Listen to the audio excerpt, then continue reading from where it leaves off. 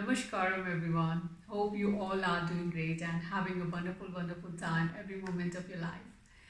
Today I'm here to talk about our sadhana, how to keep our sadhana up. So before we start, have a look at the Sadhguru's calendar. I recently got Sadhguru's calendar again from one of my friends. So it's very lovely to have Sadhguru around somehow. So okay, let's talk about the sadhana. Today I finished my sadhana just now and I'm very high energetic. So some days are there when I'm really very low in my energy and my sadhana goes very low. Why it happens? Why the sadhana goes up and down, up and down? Why?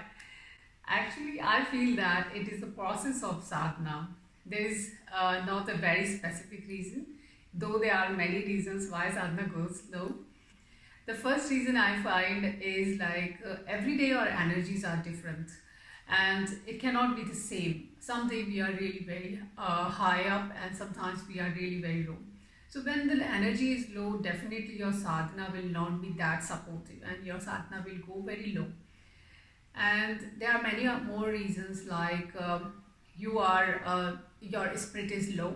Sometimes your faith is sinking because you are not able to see the results through the sadhana. Sometimes our schedule is the same, so body is very used to follow the schedule, and we are not able to connect to the sadhana or be conscious during the sadhana. So that's how our sadhana goes up and down. And when we are low, it means it is low.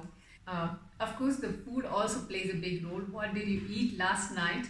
That brings a lot of change into your sadhana. If you have eaten less and light food in the night and then slept well, then definitely sadhana will be very supportive to you. So food definitely plays a big role into your sadhana. So there are many reasons why our sadhana goes low.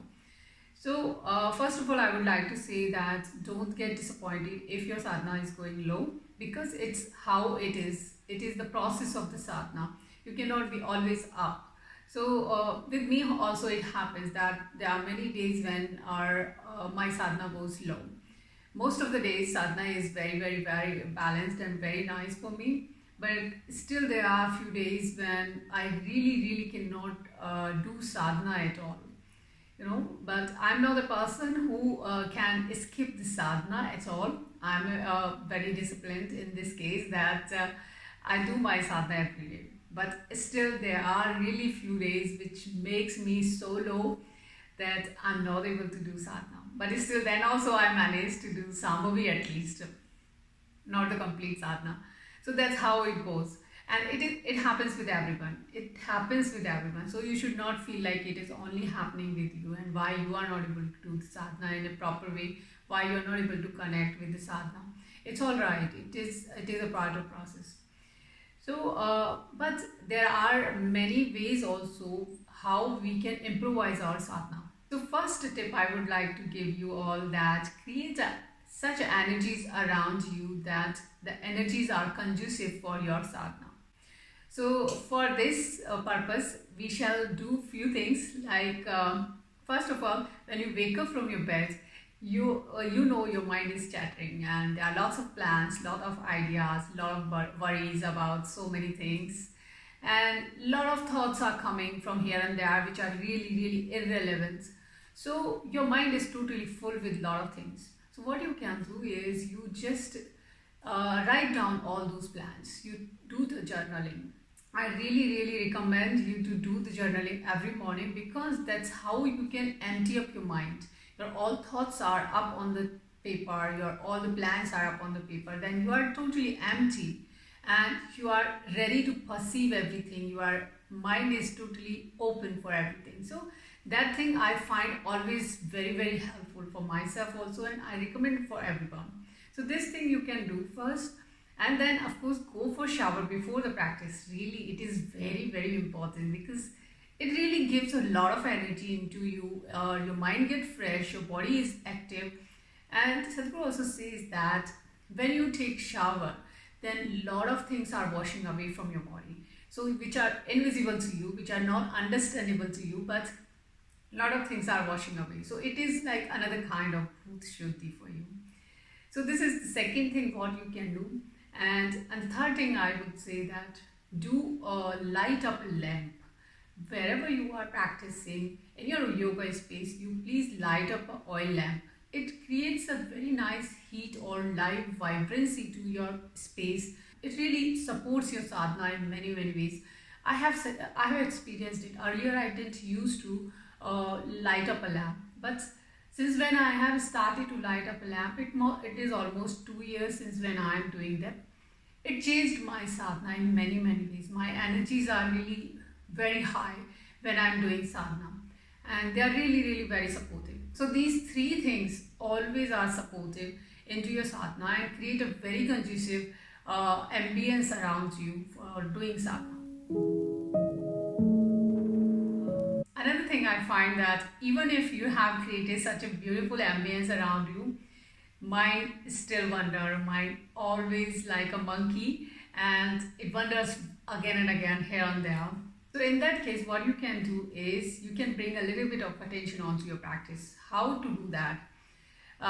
What happens is like there are lot of corrections are required into a practice. Whatever practice you are doing, preparatory or Sambhavi or Surya Kriya, Yoga Asana, whatever practices you are doing, there are still some kind of incorrect pose or incorrect alignment, definitely, because we have not mastered into those practices. So there are a lot of corrections are required. Even I do keep correcting my things, and still there are a lot of incorrections. So it is very important that we bring the attention towards our corrections, towards our alignments, that how my hand should be, how my leg should be, and how my breath should be. So what you can do is you can just set up your mind before the practice and say to yourself that I can do this alignment or that alignment, I will pay attention on to that alignment, so or I will correct this pose. So that's how you can set up your mind before the practice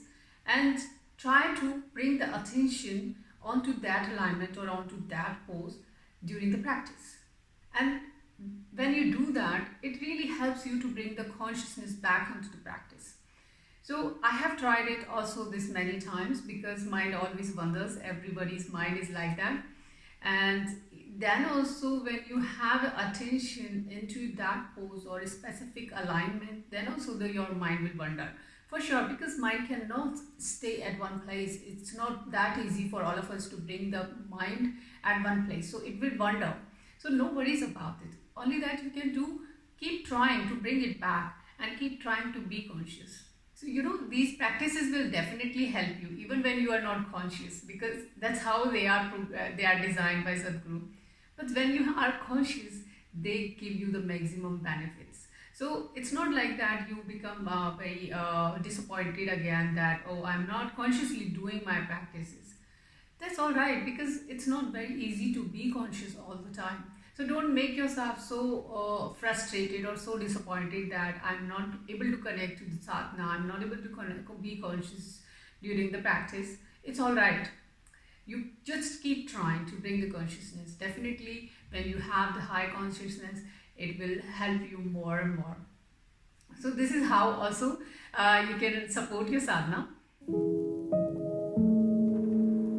And there is one more tip, and that's very less recommended by me, but still you can try that. So whenever you are not able to connect to your sadhana or be conscious, or you become a bit of disappointed or your faith go low, then what you can try is you just take a break for 1 or 2 days from the sadhana. What happens that our body gets very used to the same routine and to the same practice every day. Then it is very important that we bring a little bit of change into the practice, or we shift the timings, or we take a break. So what you can do is you take a break of 1 or 2 days, though it is not really recommended by me, but still sometimes it is required. So everybody does that. So you can also try it, that you take a break for 1 or 2 days and just let it go how it is. and then after 1 or 2 days only you will feel the desire or the keenness into yourself that, oh, I want to do sadhana. Yes, you start to miss your sadhana, and then you also understand the meaning that how much benefits you are getting from the sadhana. That again ignite the fire to do sadhana in you. And then when third day when you are doing it, then definitely it will be very conscious sadhana. But I would not say that you should keep doing it very often.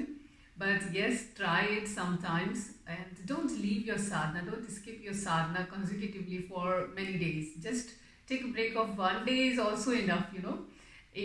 With me, if I skip my sadhana 1 day, then it really ignites my fire a lot that I really want to go on to my mat and do my complete sadhana. So for me, skipping sadhana is not an option. It is very, very hard for me to skip the sadhana. So guys, I would say that use these tips and keep going with the sadhana. Don't get disappointed and keep trying to connect with the sadhana. And if your sadhana goes low, it's all right. Take it easy. And it happens with everyone. We all are the same. So keep going with the sadhana, guys. And I hope to see you soon. Until then, namaskar.